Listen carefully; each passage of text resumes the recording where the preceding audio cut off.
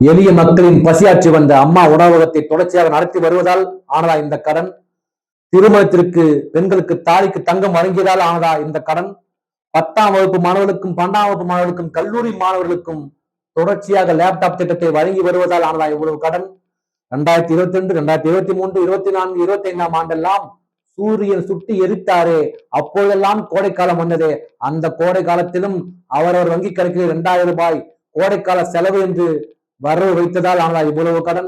அங்கன்வாடி சத்துணவு ஊழியர்கள் நீங்கள் வழங்கிய 313 எண் வாக்குறுதியின்படி நிரந்தரமான பணியாளர்களா மாற்றுவேன் சொன்னீர்களே, அவர் நிரந்தர பணியாளராக மாற்றியதால் ஆனதா இவ்வளவு கடன்?